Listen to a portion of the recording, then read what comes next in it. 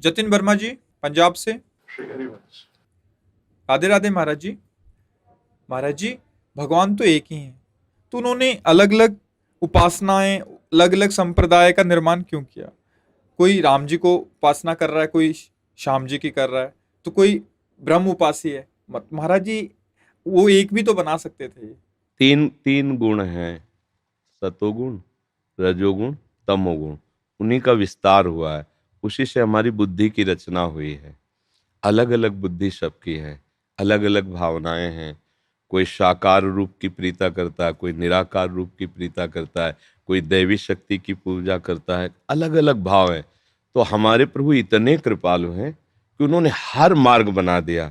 अब जैसे बिहारी जी का एक ही मार्ग जाने का होता तो सब पसंद नहीं करते। चारों तरफ से मार्ग है बिहारी जी का ही। चारों तरफ से आप उधर से आइए तो उधर से आपको पुल से आना होगा, उधर से आए तो उधर से पुल से आना होगा। विद्यापीठ से भी जा सकते हैं, परिक्रमा मार्ग, चारों तरफ से मार्ग बना दिए गए हैं बिहारी जी ही। उनके नाम रूप अलग अलग है। अब जिसकी मात्र शक्ति की उपासना की भावना, वो कैसे बिहारी जी को भजेगा? जैसे परमहंस जी ने माँ भद्रकाली को भगवत स्वरूप मान के भजा, इसीलिए हमारे प्रभु ने काली रूप धारण कर लिया। अलग अलग, कोई वीर रस का उपास वृत्ति है ना, अलग अलग बुद्धि है ना, उसकी अलग अलग भावना है। तो हमारे आचार्यों ने इस भाव को बड़ा सरस करके, अब जैसे कोई भगवान को अपना बालक भाव में, पुत्र नहीं है, अब उसने सोचा मैं भगवान को पुत्र बनाऊं। अब भला इतना बड़ा ईश्वर कैसे पुत्र बन सकता है तुम्हारा? तुम एक छोटे से जीव हो, वो अनंत ब्रह्मांडों का पिता कैसे बन सकता है? तो बोले आचार्य के रूप में प्रकट होकर बता रहे हैं ऐसे बन सकता है वो। ऐसे मंत्र जपो, ऐसे भाव करो। बोले हम प्रभु को अपना दूल्हा मानना चाहते हैं, हम प्रभु की प्रिया बनना चाहते हैं। भले पुरुष शरीर में हो, जीव तो जो भावना करेगा वैसे बनेगा ना। बड़े बड़े दंडकारण्य के ऋषियों ही तो गोपी बने आकर के। प्रभु प्रीतम रूप से मिल गए। हमें आप ऐसा यार चाहिए जो हमारे मन की बात जाने सदैव। हम इसको दोस्त बनाना चाहते हैं। अब इतने बड़े प्रभु को हम कैसे दोस्त बना सकें? तो बोले आचार्य की शरण हो, मंत्र जपो तो सखा भाव की प्राप्ति हो जाएगी। कांता भाव, सखा भाव, दास्य भाव, शांत भाव, ये हमारे लिए सुविधा रखी गई है। जैसे एक ही घाट हो तो सबकी श्रद्धा नहीं बन सकती और सब नहा भी नहीं सकते एक घाट में, इतने लोग हैं। तो यमुना जी एक ही है, पर घाट सैकड़ों, कोई कहीं से भी नहावे, वो यमुना जी कोई नहाएगा। समझ रहे हो ना? ऐसे कहीं से भी बोले, कुछ भी बोले, वो मेरे प्रभु को ही बोल रहा है। इसमें कोई परेशानी वाली बात नहीं है। और आप कोई भी संप्रदाय या कोई भी देवता की आराधना बताएं जिसमें ऐसा लगे कि ये बात नहीं होनी चाहिए, वो मनमानी कर रहा हो तो बात अलग है। हम तुम्हें शास्त्र से बता देंगे कि बिल्कुल जैसे हम कर रहे हैं ऐसे वो कर रहे हैं।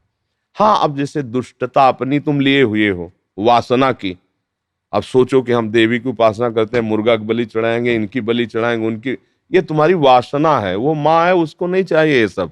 तुम अपनी वासना के शराब ये सब माँ को, उसका तुम्हें दंड मिलेगा। ऐसा नहीं कि तुम जो काट रहे हो तुम्हें परम पद मिलेगा। बल्कि शास्त्र में कोई भी मार्ग ऐसा नहीं बताया गया है जिसमें किसी की भी परेशानी हो, किसी को भी असंतुष्टता हो। सबको चलना है। अब प्रियता है, अब किसी को रौद्र रूप प्रिय भगवान का, अब शांत रूप कैसे आराधन कर सके? उसको प्रिय है वही, तो आ जाओ। भयंकर रूप है रुद्र के, 11 रुद्र रूप है, भैरव रूप उनका है, भद्रकाली प्रचंड रूप है उनका। किसी को सौम्य रूप से प्यार है, आ जाओ ना, देखो राम रूप कितना सौम्य रूप, गंभीरता की मूर्ति, शांत एकदम। किसी को थोड़ा प्रेमी रूप चाहिए, आइए श्री कृष्ण की तरफ, आनंद मगन मन हर समय जो है रस बरसाते। तो ऐसे ही हमारे वही प्रभु विविध रूपों में अवतरित होकर के विविध भावनाओं वालों को सुख प्रदान कर रहे हैं। इसमें तो हमारे लिए सुविधा हो गई, असुविधा तो है ही नहीं ना।